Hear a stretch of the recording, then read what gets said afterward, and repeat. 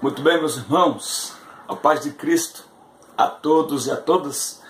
Sejam muito bem-vindos a mais uma aula da EBD na classe D Juvenis. Estamos terminando o quarto trimestre de 2017. A classe de Juvenis, ela tem a lição 12 a 13.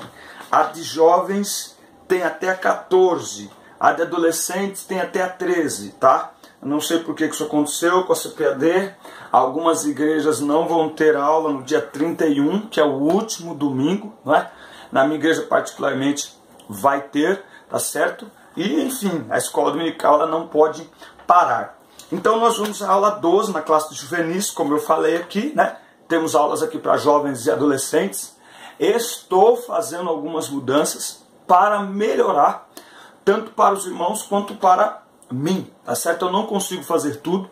Esse canal não é exclusivo da EBD e eu preciso desenvolver outros trabalhos, outros projetos dentro do canal Fala de Não. Por isso, eu preciso adequar o projeto da EBD aos outros projetos, porque eu tenho que desenvolver todos ao mesmo tempo. Então, peço compreensão dos irmãos, oração dos irmãos, e naquilo que eu não consigo fazer. É por isso que estamos juntos aqui.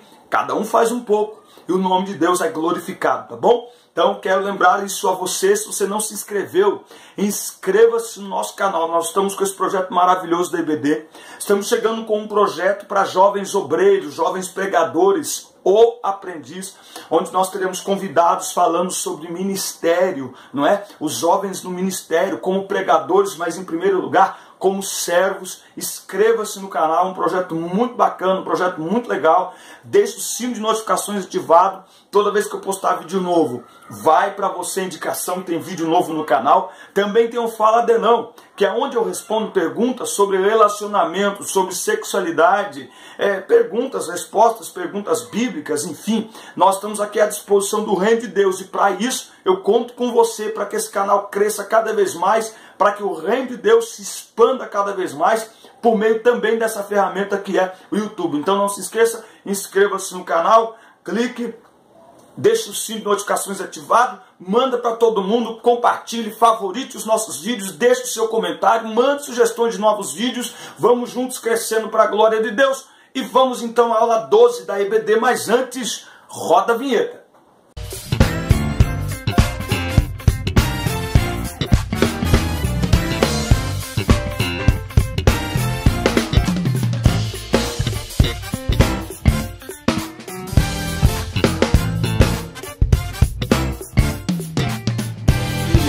Quero já agradecer a todos os irmãos que têm nos acompanhado ao longo de todo este ano.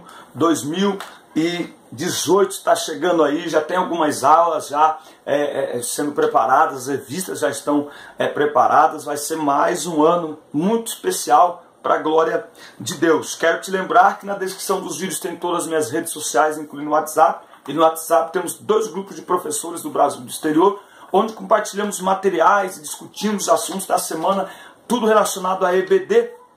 Me chama no 19 988 2008 480, eu te incluo nesse grupo, nós nos conhecemos melhor, é muito importante. Nós compartilhamos fotos, vídeos, revistas, livros e materiais em PDF, é muito importante. Aula 12, na classe de juvenis, a igreja e a cultura de seu tempo.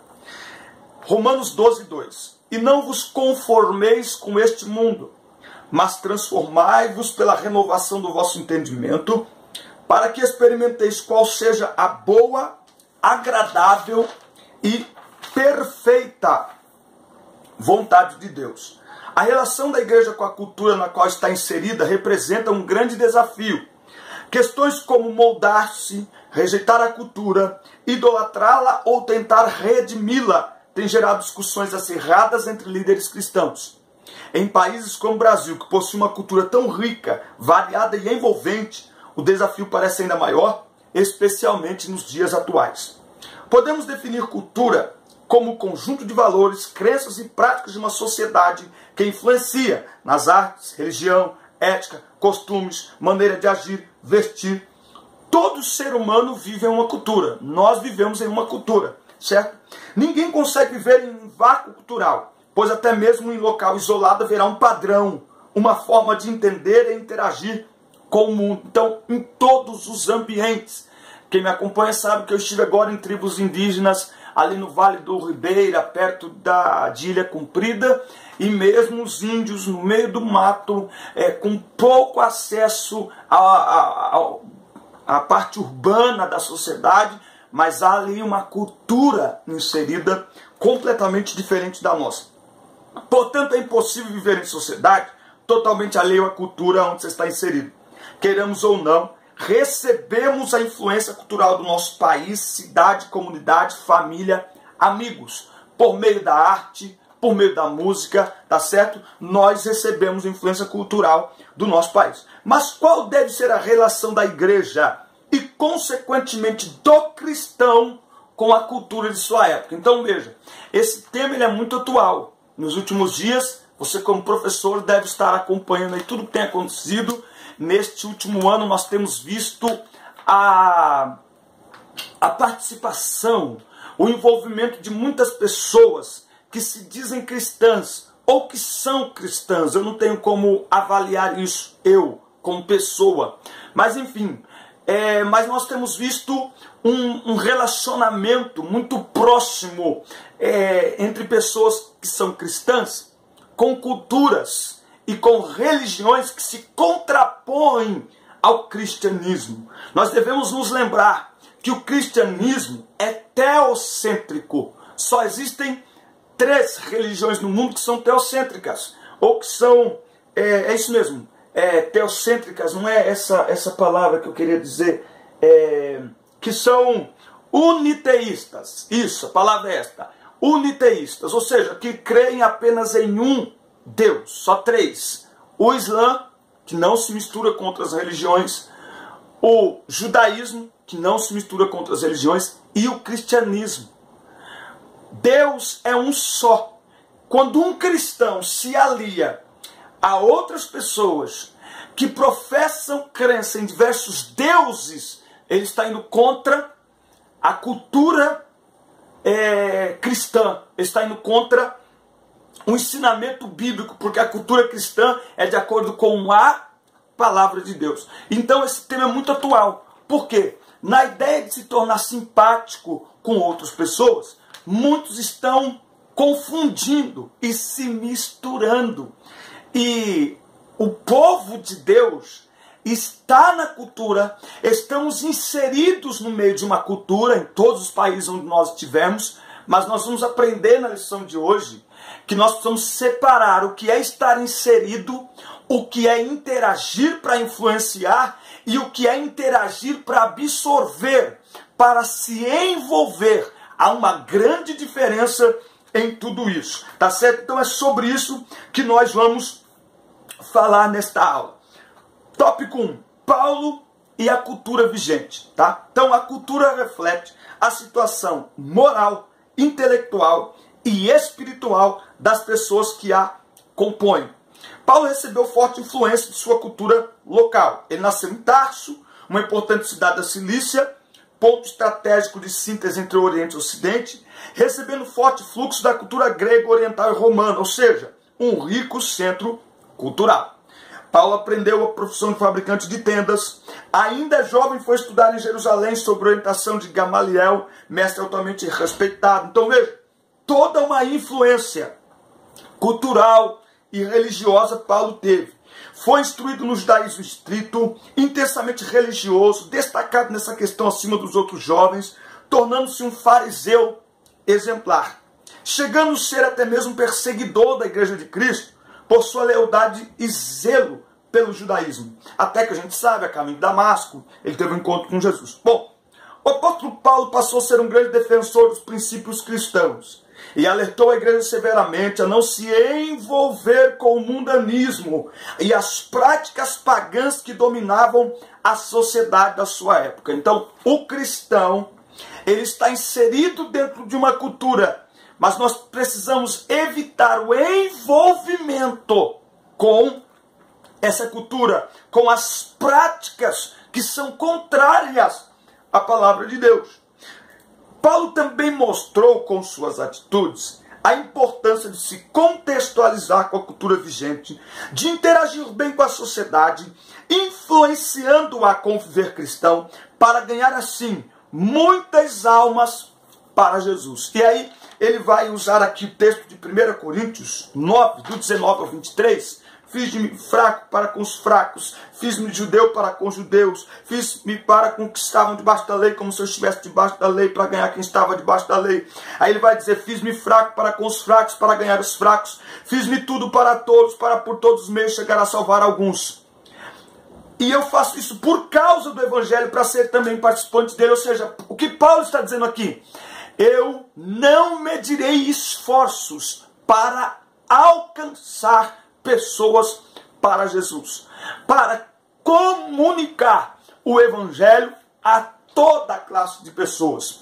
Algumas pessoas pegam esse texto e dão a si mesmas a liberdade para irem a qualquer lugar, para terem qualquer tipo de atitude, principalmente para misturarem os conceitos do cristianismo ou os conceitos da palavra de Deus, para que nessa mistura haja então aí sim a aproximação das pessoas que se quer ganhar. E é exatamente o contrário que Paulo está falando. Paulo está dizendo que ele não media esforços para alcançar pessoas para Jesus, sem com isso comprometer sua fé ou os valores e princípios absolutos e imutáveis da palavra de Deus. Logo, isso aqui não é licença para, então, para eu ganhar a galera da balada, eu tenho que ir na balada e participar da balada, ou, pior, fazer uma balada gospel, fazer uma rave gospel para ganhar a galera da rave, fazer um funk gospel para ganhar a galera do funk. Não é isso o que ele está dizendo. Mas, por outro lado, nós também não podemos sentir uma repulsa em relação às pessoas a ponto de não conseguir comunicar o Evangelho a elas, na língua delas e na cultura delas. Tá? Ele está falando aqui de estratégias, ele está falando aqui de construir pontes. Um verdadeiro cristão, ele constrói pontes que ligam as pessoas da sua vida, do seu estado de pecado, até Cristo, por meio da palavra de Deus, por meio de estratégias evangelísticas que permitem que a gente transite em todos os ambientes, sem, contudo, abrir mão dos valores e princípios da palavra de Deus. É como Daniel e seus amigos na Babilônia. Trocaram o nome, trocaram as vestes, mudaram eles de lugar, levaram eles para uma cultura completamente imoral e diferente da que eles estavam acostumados a viver. Mas ainda lá na Babilônia, eles preservaram a sua fé, e ao saber que aqueles alimentos eram sacrificados a ídolos, eles não participaram daquilo. Aí eu pergunto, diante de Daniel capítulo 3, diante de Daniel capítulo 1, versículo 8, é compatível alguém que se diz pastor ir a um terreiro de candomblé e fazer lá um culto, e participar de um culto num terreiro de candomblé, e depois pousar de vítima dizendo que o povo cristão é que está sendo intolerante, se colocar como vítima de intolerância religiosa? Desculpa, se ele fosse um novo convertido é uma coisa, mas como pastor não é coerente e nem ético. Amamos e respeitamos todas as pessoas, mas eu não preciso, para demonstrar isso, ir a culto e muito menos contribuir com esse tipo de obra. Por quê? Porque vai contrário à palavra de Deus. E como pastor, como pessoa de influência, como explicar que eu estou apenas tendo uma atitude de amor, de carinho, de respeito para alguém que está chegando na fé agora? Que mistura é essa? Essa mistura não pode acontecer. Por quê? Estamos inseridos na cultura para interagir, não para absorver a cultura do mundo. Não ameis o mundo, nem o que no mundo há. Se alguém ama o mundo, o amor do Pai não está nele. É isso que diz a palavra de Deus. Tiago 4:4. Adúlteros e adúlteras, não sabeis que a amizade com o mundo é inimizade contra Deus? Ei, nós não temos que andar de mãos dadas com pessoas que professam fé diferente da nossa, que têm crenças diferentes das nossas. Nós não temos que andar de mãos dadas com essas pessoas. Isso é ecumenismo, isso é mistura, isso é sincretismo, e Deus abomina esse tipo de prática, tá certo? Então, Paulo usava de todos os meios como estratégias para criar um ponto de contato. Então ele ia falar com os judeus, ele ia falar dentro da cultura judaica, ele ia falar com os não-judeus. Então ele falava de uma maneira que eles iriam entender. É a questão da linguagem. Para nós aqui entender um pouco, eu vou pregar para crianças. Eu posso pregar a mesma mensagem. João 3,16. Eu vou pregar para crianças. Tem gente que não entende. Quando as irmãs do departamento infantil colocam roupas coloridas, se vestem, se maquiam, pintam o rosto. O que as irmãs estão fazendo com aquilo? Criando um ponto de contato. Tem gente que vai pregar para adolescentes e não consegue contextualizar para que o adolescente se sinta em contato. Por quê? Porque as pessoas têm a tendência de, quando elas notam que quem está falando está fora do seu tempo, fora de sua realidade, as pessoas têm a tendência a não prestar atenção. Isso é contextualizar, é pegar a palavra, e isso é a Bíblia. A pregação bíblica, ela é real, ela é imutável, e ela tem que ser mantida no seu conteúdo, mas a transmissão, a didática, a pedagogia de transmissão, a comunicação do Evangelho, ela precisa se contextualizar para que em qualquer cultura o Evangelho seja anunciado com eficiência, com eficácia, e nós consigamos sobreviver no meio dessa cultura. Agora, influenciando-a, interagindo com ela para influenciar, interagindo na faculdade para influenciar a faculdade, interagindo nas redes sociais para influenciar as redes sociais e não para ser influenciado. Afinal de contas, sal que não tempera não presta para nada, e luz que não ilumina não passa de trevas, tá certo? Então, ao mesmo tempo em que permanecemos no mundo e o evangelizamos, também não tomamos a forma dele, mas o transformamos. Então, nós, os nossos alunos, a igreja do Senhor, nós vamos ter em mente isso. Nós estamos no mundo, estamos inseridos nessa cultura para transformá-la pelo poder do Evangelho. Evangelize na sua cultura. Como aprendemos com o próprio apóstolo Paulo, não podemos ignorar a cultura, nem tampouco demonizá-la. O cristianismo missional conversa com as diferentes culturas, usando-as como ferramentas de contextualização para melhor levar o evangelho, claro, sempre rejeitando valores culturais que se opõem a ele, tá? Então, nós não temos que ser alienados, nem isolados, tá? Fomos enviados a este mundo, vivemos nele e convivemos com a sociedade humana, mas tal qual nosso Salvador Jesus, para sermos sal da terra e luz nas suas trevas. Para isso que nós somos chamados, tá? A cultura a favor do Evangelho, ele vai colocar aqui, devemos construir pontos culturais para pregar o Evangelho em um ambiente diversificado, né? E falar em diversidade no Brasil é praticamente natural e praticamente comum. As demandas do mundo moderno e o ambiente policultural fazem da contextualização uma ferramenta indispensável à igreja de hoje, tá? Então veja, a Bíblia nos mostra exemplos que nos fazem enxergar e melhor discernir esses limites. Vemos isto claramente nas recomendações feitas ao seu povo ao entrar na terra prometida, para que não seguisse os caminhos das nações pagãs, tá? Então, quando o povo sai da terra do Egito, Deus dá ordens para que este povo não se misturasse. Do mesmo modo, o Evangelho não é apenas um agente passivo e submisso à sua cultura, mas um agente transformador. Agora, veja, tudo o que gera transformação, gera mudança, e toda mudança gera incômodo.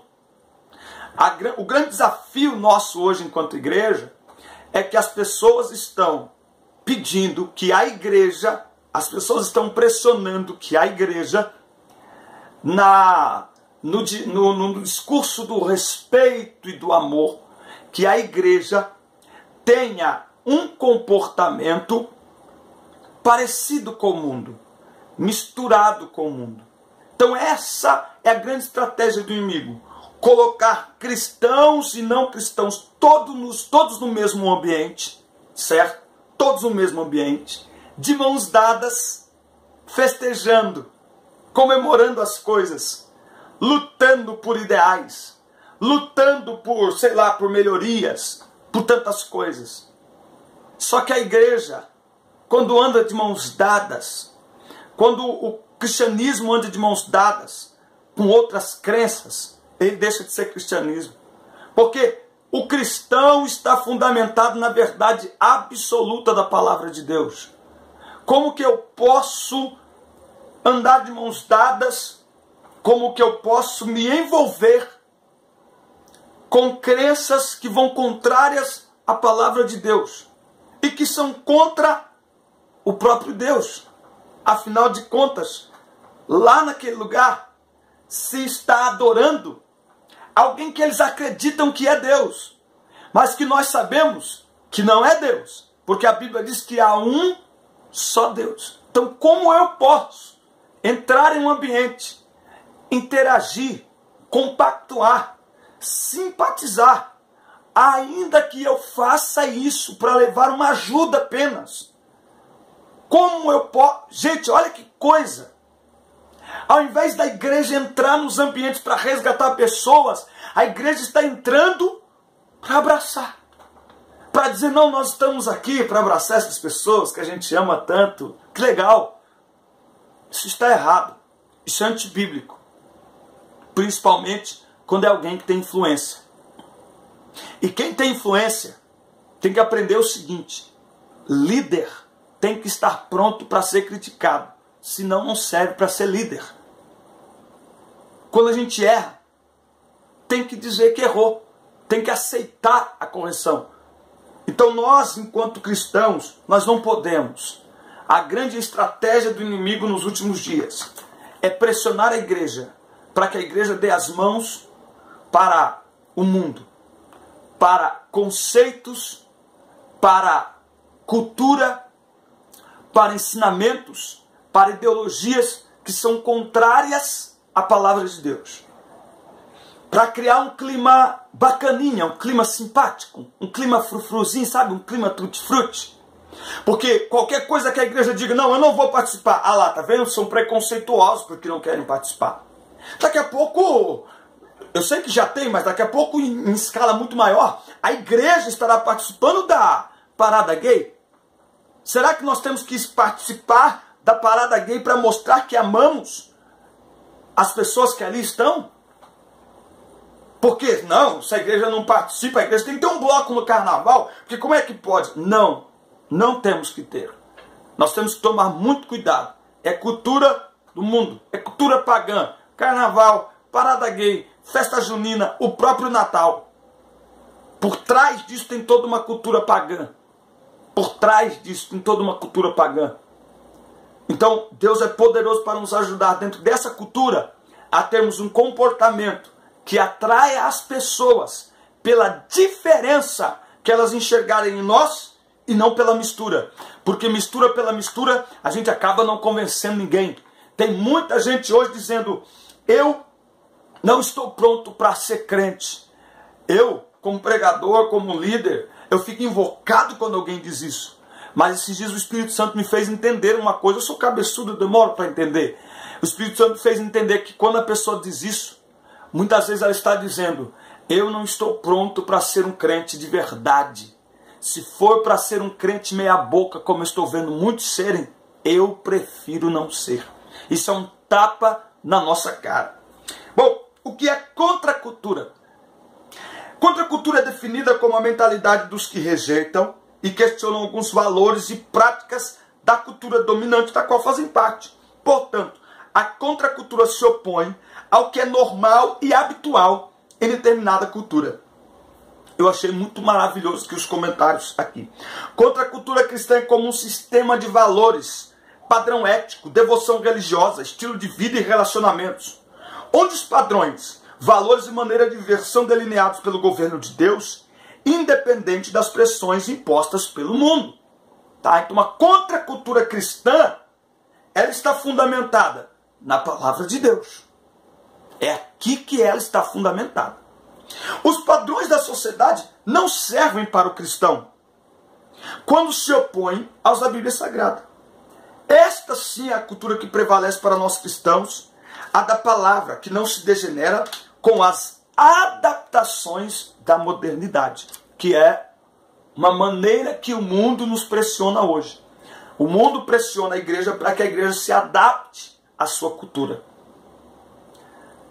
E a igreja foi chamada exatamente para incomodar, para ser luz. Luz incomoda. Nós não podemos nos adaptar às trevas, porque daqui a pouco todos estaremos em trevas. Só que não tem meia luz. Ou tem luz boa, ou tem luz queimada. E luz queimada não é luz. Lâmpada queimada não gera luz. O cristão não pode ser uma lâmpada queimada, ele tem que ser uma lâmpada acesa. Senão ele não serve para nada. Então, eu sei que o mundo nos pressiona. E cada vez mais nos pressiona. Hoje com o politicamente correto. Hoje nos pressionando e nos taxando de loucos. E de tudo quanto são a intolerância religiosa, não sei o quê, porque a gente não se mistura. Mas isso é ser povo de Deus. É estar na cultura, interagir com ela, influenciando. Rejeita os padrões mudantes. A Bíblia nos alerta em relação à influência do mundo e nos exorta. Não ameis o mundo. Não vos conformeis com este mundo. A expressão mundo nos versículos citados refere-se ao sistema pecaminoso e vãos prazeres materiais que nos afastam da santidade e do Senhor. Então assim, amigo do mundo é inimigo de Deus. Simples assim. Nada do sistema mundano vem de Deus. Nada vem de Deus. O mundo é passageiro. Não podemos nos conformar com este mundo, nos assemelhando a pessoas que ainda não conhecem a Cristo, nem a salvação comprada por Ele, para nós com seu próprio sangue. O sistema pecaminoso do mundo é um inimigo que pode ser vencido quando usamos a nossa fé. Amar o mundo significa estar em estreita comunhão com Ele e dedicar-se aos seus valores, interesses, caminhos e prazeres. Significa ter prazer e satisfação naquilo que ofende a Deus e que se opõe a Ele. É por isso que o crente não pode amar o mundo, se envolver com o mundo, absorver as coisas do mundo. Nós temos o nosso próprio sistema de valores, de leis, de regras, que é a palavra de Deus e que é contrário. A palavra de Deus é contrária ao sistema da cultura do mundo. No mundo tudo pode, no mundo nada tem problema, no mundo hoje cheio da relatividade, não há certo, não há errado, não há nada de valor absoluto e tudo isso é contrário à palavra de Deus. Então, o jovem, o aluno da sua classe, nós estamos inseridos no mundo, mas ele na faculdade tem que saber que entra lá ele entra na faculdade para influenciar aquele ambiente, não para ser influenciado por ele. Nós não podemos absorver, por isso que temos que tomar muito cuidado. Há uma linha muito tênue entre interagir com o mundo e estar envolvido com ele. Qual a diferença? É que quando a gente interage, nós mantemos os nossos valores, os nossos princípios, nós mantemos a nossa fé intacta na palavra de Deus. A gente abre mão de algumas coisas, ainda que isso pareça pouco simpático, a gente abre mão de alguns convites, a gente abre mão de algumas oportunidades. Por quê? Porque são coisas contrárias à palavra de Deus. Eu vou dar aqui um exemplo muito simples. Nós estamos agora no final do ano. Certo? Bom, final do ano fala de quê? De formatura. Formatura. Olha só que coisa. A maioria dos alunos cristãos vão reclamar. Nossa, minha formatura dá licença, vai ter pagode, vai ter funk, nossa, vai ter balada, que chato, dá licença, vai ter gente bebendo, gente fumando. Pergunte aí na sua classe e eu pergunto a você, o que estamos fazendo para influenciar essa formatura? O que estamos fazendo? Muitas vezes, nada. Numa classe, numa turma de formandos, tem 100 formandos, 40 dizem que são cristãos, mas na hora de resolver esse tipo de detalhe, esses 40 cristãos ficam calados, não falam nada. E quando menos imaginarem, estão pagando e participando de uma festa completamente nada a ver para a sua fé, que é só uma festa, é só uma comemoração. Mas muitas vezes nós podemos influenciar com a nossa fé e com as nossas dicas, com o nosso posicionamento. Eu não vou pagar? Peraí, eu quero dar uma dica aí, ó. Vocês querem fazer? Ó, eu tenho uma dica e tal, a gente podia fazer assim, eu tenho um lugar. O que eu estou dizendo aqui é que se a gente não se posicionar, não tem como reclamar e muitas vezes, sem perceber, você acaba envolvido com algo que é contrário à sua fé. Esse é só um exemplo, só para você ver. É possível sim influenciar em todos os ambientes sem se envolver. Esse é o papel do verdadeiro cristão, tá certo? E se não for possível, dependendo do ambiente, vale a pena ir lá só buscar o canudo e voltar para casa, porque tem ambiente que não dá para o crente interagir, tá certo? Muito bem, que Deus abençoe a vida de vocês, assistam, curtam, compartilhem, deixem seu comentário, fiquem na paz, até a próxima aula, um grande abraço, Deus abençoe a vida de vocês, valeu, Deus abençoe.